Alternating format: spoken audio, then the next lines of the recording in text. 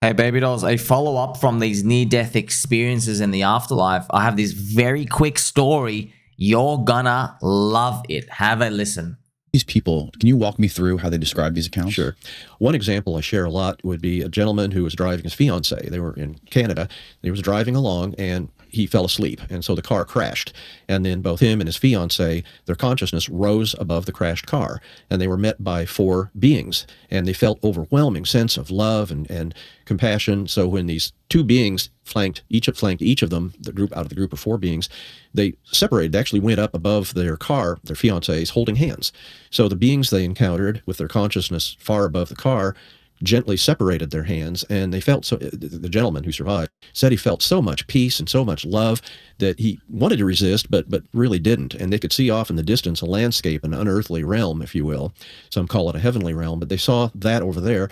And 2 of the beings took his fiancée and very gently started moving her toward that realm, which is, I know full well from near-death experiences, that unearthly afterlife realm. And the other 2 beings gently led him back down to the car. So when his consciousness, physical consciousness, recovered in the car, the front of the car was on fire, and his fiancée was leaning, and he instantly knew that that was, in his words, a shell, because she was dead, and he knew that instantly, and he'd left his fiancée with the other beings above. Whoa. Are there any other accounts similar to this? Yeah, we have quite a few. That are very similar with 2 people at the same time? Yeah, we've had, I mean, just to, pull another one out of the series I have, there was, I think this was another car crash, and there were several youthful people, and the cars were crashed, and they were 2 basically friends, and they were up sort of consciousness. Again, in near-death experiences, it's by far most common when that initial part of the experience, when consciousness goes apart from the physical body, it's up over the body.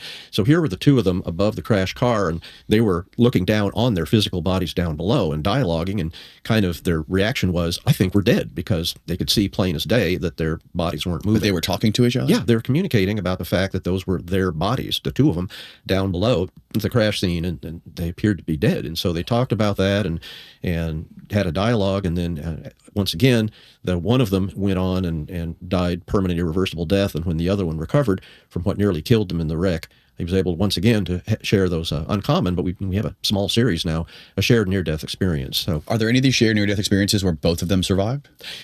Pretty fascinating, right? It'd also be funny. What are these beings? What do the beings look like? I don't know. Could be Mr. Burns from, Simpsons, when he's going, I bring you love and peace. That'd be pretty funny. Do you think it's trippy, friends? I don't even know. I've heard so many of these. I know it's funny because, this is what I get to do in the squeaky chair, friends. Yeah, I get it. You hear one story and you're like, nah, doesn't exist at all. And you're like, wait a minute. I don't think 4,800 people will just go out of their way to tell the exact same lie. Come on, man. You know something's going on. But it's the power of the mind. That's the most important part here. It's to open our imagination. I know it all comes down to crypto markets ultimately at the end of the day. I find it fascinating that I was like, wait a minute. I've been playing video games, PlayStation 1, PlayStation 2, Game Boy stuff. Everything. PCs. Watching movies. Checking out comic books. Ancient texts. TV shows. Every form of freaking media, friends. And I've been listening to stuff like this my whole life. And I never thought, where do they get all this from? I never thought about it. Did you ever think about it? I have no idea. I'm like, why is it always a ghost floating up? Because you're just a young kid. You have no idea. And you see it, you're like, oh, everything's already been done before. Everything's already literally been done before, written before. Everything's a cycle, man. Okay, it's wonderful. Also in crypto, we're so used to cycles. When we do the fractals of stuff, it's about to go up in the next 30 days. You're like, if it was, someone would have made it go up already. Oh my gosh, it actually goes up in exactly 30 days. Yeah, man, it is fascinating to see these. I think it's powerful to think about unlocking your imagination and what you can do with this. It really is. It really is amazing. And you also get to see, friends, when there's someone who's really, really, really great at something, investing, markets, they got a mind number one.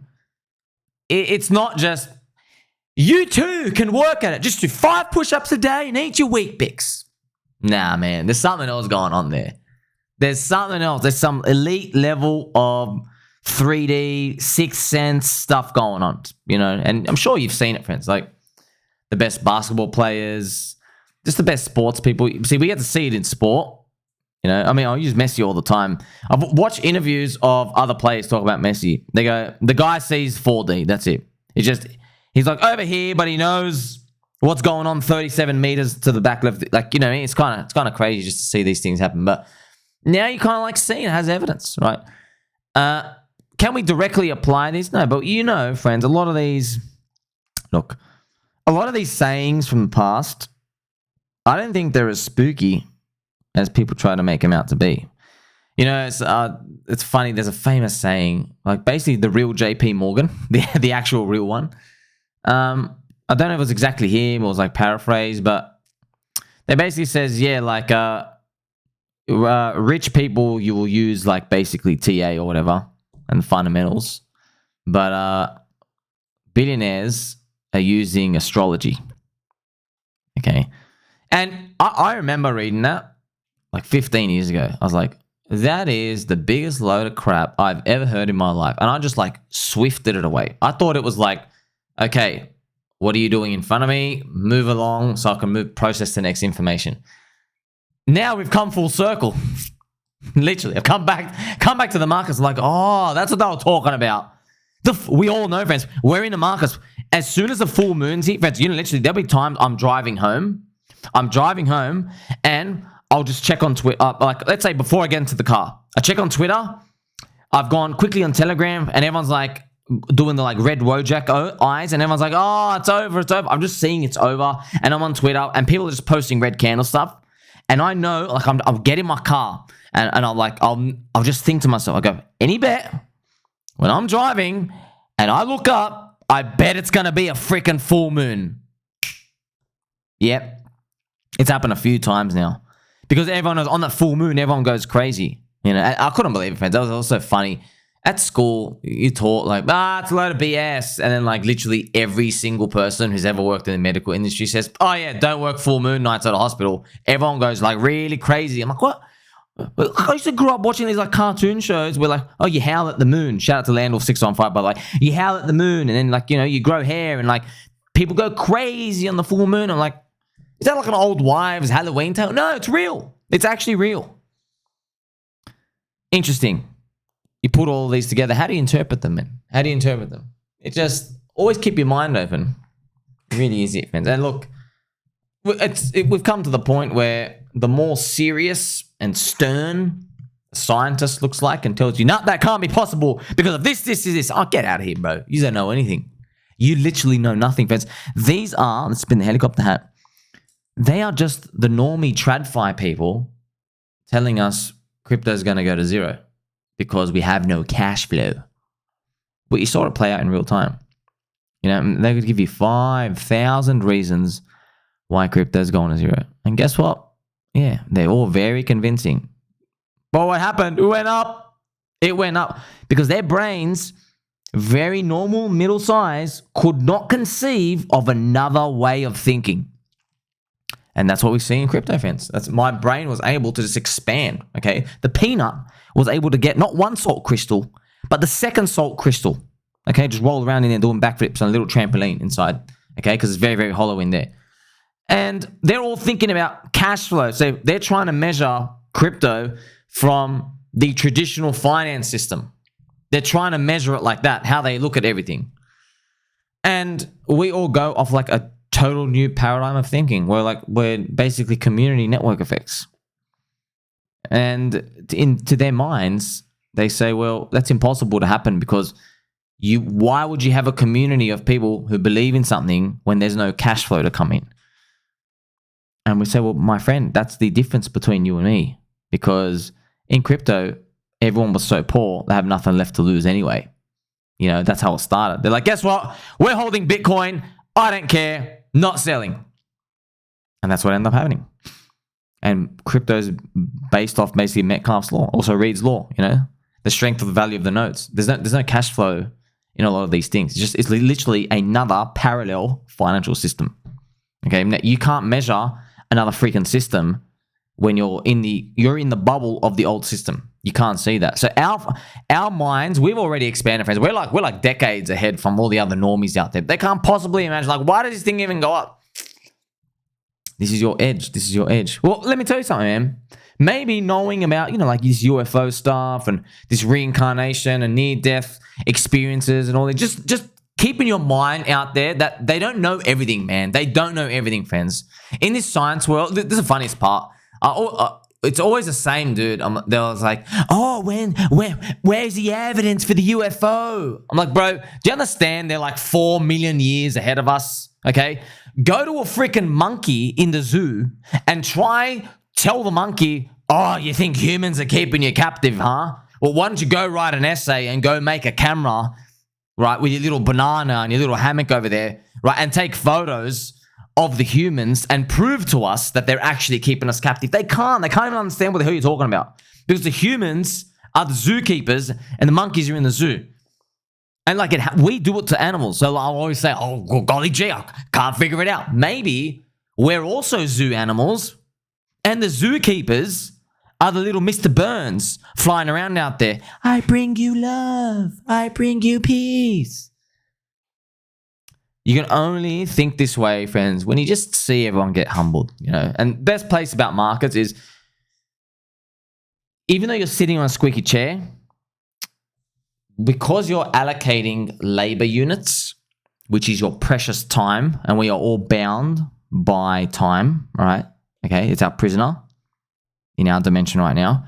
You and I, so you know when you allocate labor units, which is currency money, when you allocate that, you got a lot staked.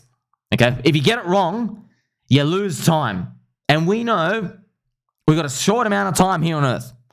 Okay, you can't just infinitely bet time. It's a scarce resource for us.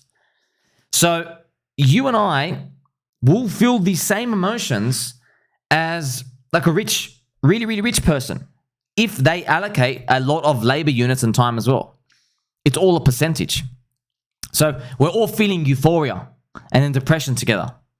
So you just get to see this happen over and over again. You get to live and breathe with the market and just kind of expand different ways of how to think about stuff. Because this is what it all comes down to, friends. We need an edge. You know what the edge is? It's that little sliver of alpha over the average monkey out there. Okay? Because we're just monkeys too. Just a peanut brain. Okay? That's what you're always hunting for that. Okay? Now, you can't always just like write it down specifically, but you're always looking for that. That's what keeps you on top of the game. Okay? It literally is. That's what keeps you on top of the game. That's how we get to stay ahead of everyone else. We want to be one step ahead of the crowd. Because my mind was just able to think humbly and go like, you know what? Yeah, you know a lot of stuff, but you don't know everything. Because I was able to just think like that, I could see Davey Soy Hoffman crying at the bottom of the bear market. I could sniff his tears, and I'm like, bro, why the hell are you crying, brother? You got like 4,000 Ethereum. You know what I mean? You're worth a couple of million at the lows here. You know what I mean? There's other people here. They're back to working jobs. Why are you crying? See? Now, I wonder if he's going to take his pants off for us on camera at the top. You see? But this is what we're looking for, friends. Okay? Some people get it. Most people don't. Ansem, boxing match. Early April, the top of Sol ETH ratio. Go and check the threads when it was trying to shit on me. Shout out to Ansem. Thank you very much. Feel free to retweet me and quote me and poop me again. So thank you very much. Boost my network effect. But go check the comment section. People were calling me an N-word, saying this N-word guy thinks his indicator is a boxing match. Yeah.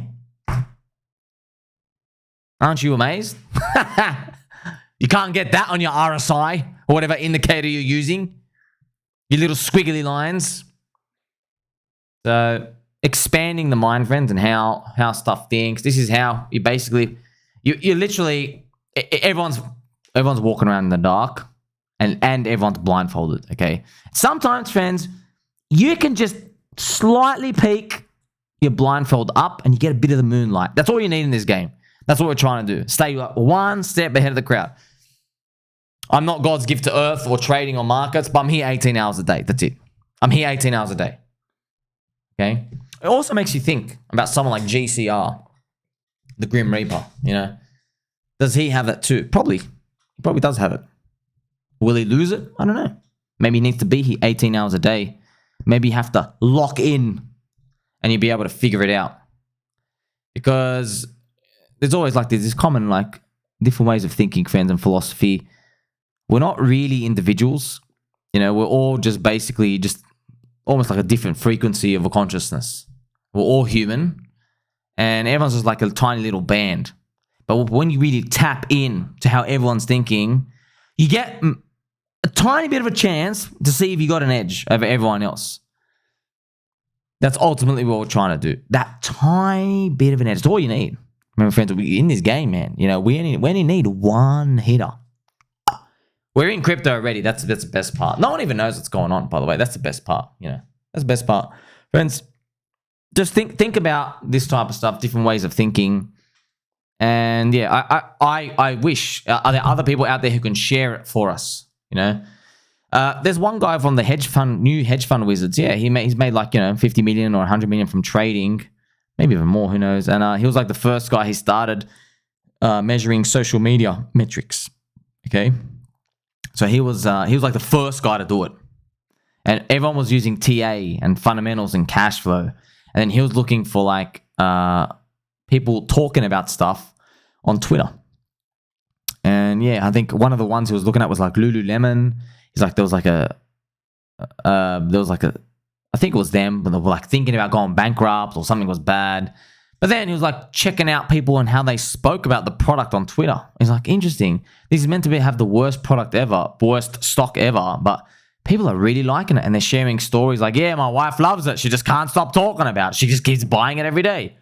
And that's how he got that edge. And no one in the space could ever think that there was a way of looking at markets outside of this TA or fundamental analysis cash flow stuff. He was like looking at the social media stuff. Now, when you look at social media with me, like, oh yeah, golly gee, of course, that makes sense. But you see, now we made the connection. Makes you wonder, what are other people looking at next? What are they looking at? Okay, they're not telling me and you. And by the way, even if they were telling me and you, they'd sound kooky. All right? Just imagine that guy who was replying on me saying N-word. Look at this N-word Sommi who is using Ansem's boxing match as a top signal indicator potential. Just like, not that I was sold on it or anything, but just thinking that way. They can't conceptualize it. You go and click on their avatar, they got a dog with hat profile. True story, by the way, and they joined 2 months ago. Also true story. I do it in one of my cameras. I'm like, bro, you got no idea. You know what I mean? Look, you know what I mean? You just started. Wait till you see markets go the opposite of green. The anti-up direction, which are gone right now. I guarantee they're all silent, probably selling their bags, okay? That's what we're here for, friends. We're here for that ultimate edge of friendship. Like, subscribe, baby, and all. Catch you soon.